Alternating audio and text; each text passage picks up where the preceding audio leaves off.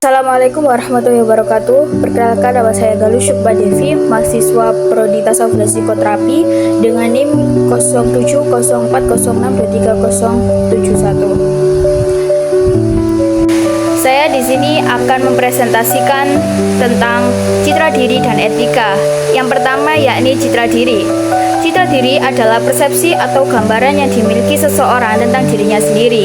Konsep ini mencakup penilaian terhadap kelebihan, kekurangan, sikap, serta kemampuan pribadi.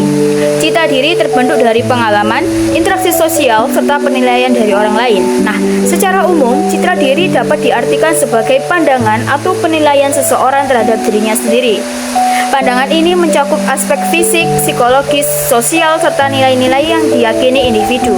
Citra diri terbentuk dari proses panjang, interaksi dengan lingkungan, pengalaman pribadi, serta pengaruh dari orang-orang terdekat seperti keluarga, teman, dan tokoh panutan.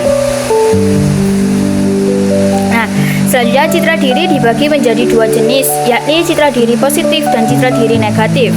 Citra diri positif yaitu pada hal tersebut dapat dikatakan di mana individu mempunyai keyakinan dan penghargaan terhadap dirinya, atau juga dapat diartikan pandangan atau penilaian individu terhadap dirinya sendiri yang bersifat sehat, realistis, dan membangun. Seseorang dengan citra diri positif mampu mengenali kelebihan dan kekurangan tanpa menjadikan kekurangan itu sebagai alasan untuk merendahkan diri.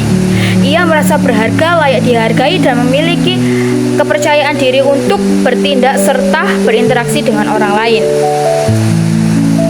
Nah, ciri-ciri seseorang memiliki citra diri yang positif yaitu mereka mampu menerima diri sendiri apa adanya, percaya pada kemampuan pribadi, tidak takut menerima kritik atau saran, punya semangat untuk berkembang, tidak mudah berpengaruh oleh penilaian negatif orang lain. Seperti itu. Nah, contohnya dari citra diri yang positif sendiri yakni ketika kita itu tampil atau menampilkan bakat, itu kita menampilkan dengan rasa percaya diri, serta kita itu menerima kritik dan saran dengan lapang dada, mampu menghargai diri sendiri, berani mencoba sesuatu yang baru. Selanjutnya yaitu citra diri negatif.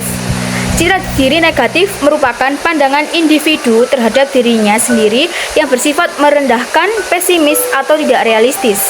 Nah, seseorang dengan citra diri negatif sering merasa bahwa dirinya tidak cukup baik, tidak layak dihargai, dan selalu membandingkan dirinya dengan orang lain secara negatif.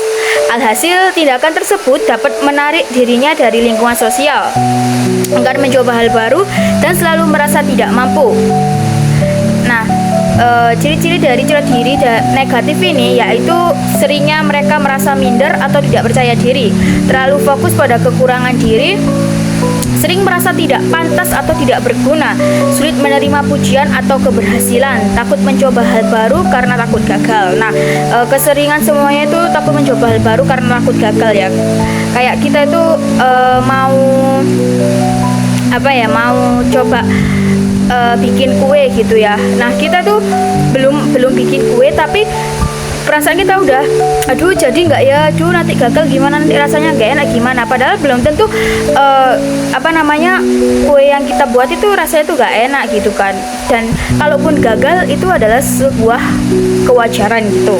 Nah, dari citra diri negatif ini juga ada contoh, yaitu mereka merasa tidak layak berpendapat. Seperti kayak biasanya kan di kelas itu kayak ada presentasi. Nah, setelah presentasi kan pasti ada kayak sesi tanya jawab gitu kan. Nah, kita itu yang dengan citra diri yang negatif, kita tuh merasa kayak, aduh aku nanti kalau mau tanya ini, mau berpendapat ini, takutnya tuh gak pantas, gak apa. Padahal kan ketika di forum tersebut kita berpendapat itu it's okay gitu, nggak ada masalah apapun gitu kan. Terus rendah diri berlebihan, menghindari tantangan, menganggap dirinya selalu salah. Nah, selanjutnya yaitu aspek citra diri. Yang pertama yaitu aspek fisik. Aspek fisik ini bagaimana individu mengevaluasi penampilan fisiknya, baik dari bentuk fisik, berpakaian, dan lainnya. Contohnya seperti kayak kita tuh selalu kepingin dress well gitu kan, kayak kita tuh selalu kepingin kita dianggap rapi, berpakaian rapi gitu kan, on point lah kayak kala istilahnya gitu kan. Yang kedua yaitu aspek psikologis. Nah, pada aspek psikologis ini bagaimana individu mengevaluasi keadaan psikologis dirinya. Kayak aku sehat gak ya, aku mampu gak, aku gimana gitu kan, pokoknya ya bergantungan dengan psikologisnya. Yang selanjutnya aspek intelektual. Aspek intelektual ini evaluasi dengan kecerdasan yang dilakukannya. Jadi kita itu kayak seumpama nih, kita itu memiliki kemampuan di bidang editing lah, kita itu mengevaluasi terus itu, kita coba edit ini, edit itu, sampai dimana kita itu benar-benar oh gini ya ilmunya edit, sampai pokoknya kita tuh tahulah ilmu-ilmu baru tentang editing itu tadi. Selanjutnya aspek keterampilan, yaitu bagaimana memperbaiki individu terhadap keterampilan sosial serta teknis gitu. Selanjutnya aspek moral, yaitu langkah seseorang menilai prinsip dalam hidupnya. Aspek seksual yang terakhir yaitu aspek seksual, yang bagaimana individu memiliki perasaan yang sama terhadap norma di dalam masyarakat. Oke, pembahasan selanjutnya yaitu etika. Yang pertama, pengertian etika. Apa sih etika itu? Nah, etika itu memiliki arti dari kata Yunani yaitu ethos atau etikos. Pengertian ini memiliki arti tingkah laku yang baik dari budaya, tradisi, serta tempat menurut bahasa Yunani.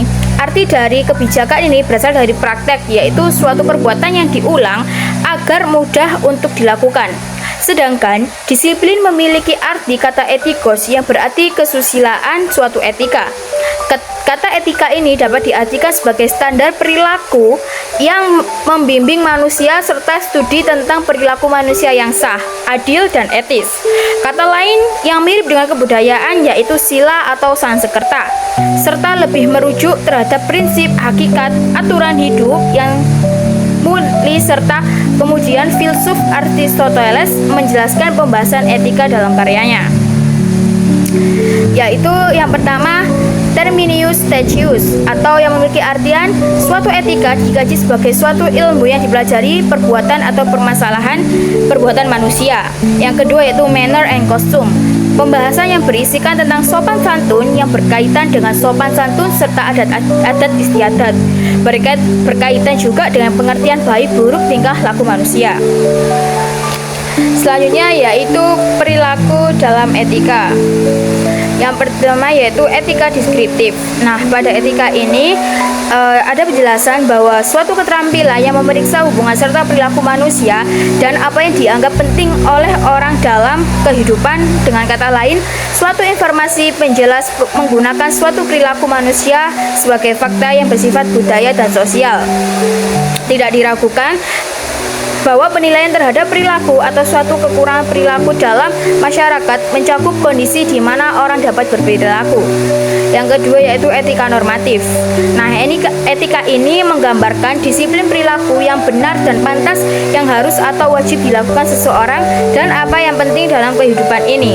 Moral ini ialah suatu adat istiadat yang menjamin bahwa masyarakat berperilaku benar dan menghindari situasi yang merugikan sesuai dengan adat istiadat dan tradisi yang ada di negara tersebut.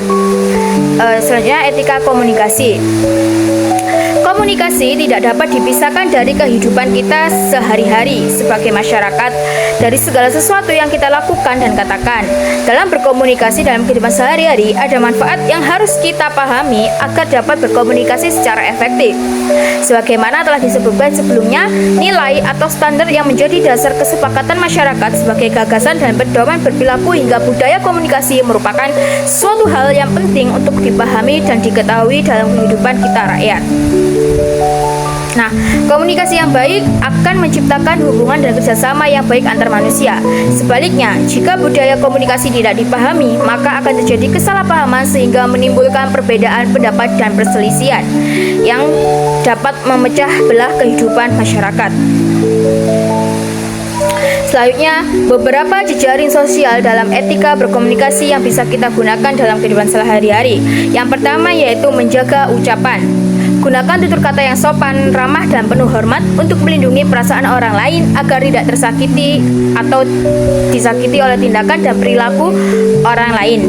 Di Indonesia sendiri lebih baik menyepakati sikap, perilaku, dan ekspresi yang umum. Dalam Islam dapat dikatakan bahwa cara berbicara yang paling baik adalah dengan mengendalikan perkataan saat melakukan sesuatu. Karena setiap perkataan yang diucapkan dapat mendatangkan pahala atau kabar gembira. Yang kedua yaitu sopan santun. Bersikaplah hormat dan baik kepada orang yang Anda ajak bicara.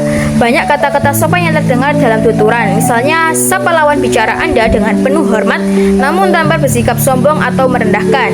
Gunakan nama panggilan yang sesuai dengan orang dan perhatikan nada suara dan kecepatan bicara. Bicaralah dengan lantang, jangan perlahan atau cepat agar lawan bicara dapat mendengar dan memahaminya. Selanjutnya, efektif dan efisien. Komunikasi dilakukan sedemikian rupa hingga kedua belah pihak dapat memahaminya. Komunikasi merupakan cara manusia mengungkapkan pikiran dan perasaannya, baik secara verbal maupun nonverbal.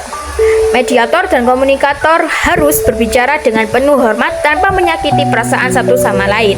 Berbicara dengan lembut, jujur, dan tepat waktu dan tempat. Selanjutnya, saling menghargai.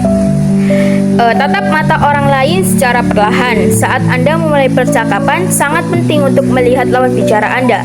Inilah sebab mengapa seseorang mulai berbicara baik dengannya. Karena ketertarikan kita pada orang yang kita ajak bicara. Jangan berpaling atau fokus pada hal lain yang mungkin mengganggu lawan bicara karena Anda merasa tidak terlihat atau tidak dihargai.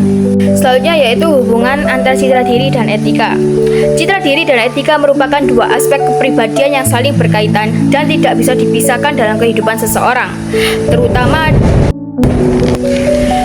dalam konteks pergaulan sosial dan dunia akademik. Citra diri dan etika saling memengaruhi satu sama lain. Citra diri yang sehat mendorong perilaku yang etis dan perilaku etis memperkuat pandangan positif seseorang terhadap dirinya. Selanjutnya yaitu kesimpulan. Hubungan antara citra diri dan etika bersifat dua arah. Citra diri yang baik mendorong perilaku etis dan perilaku etis memperkuat citra diri yang sehat. Keduanya sangat penting dalam proses pembentukan kepribadian mahasiswa yang utuh, bertanggung jawab, dan siap menghadapi tantangan sosial maupun profesional. Cukup sekian dari saya. Mohon maaf apabila banyak kata yang salah ataupun kurang. Wabillahi taufiq wal hidayah. Wassalamualaikum warahmatullahi wabarakatuh. Bye bye. Thank you for watching.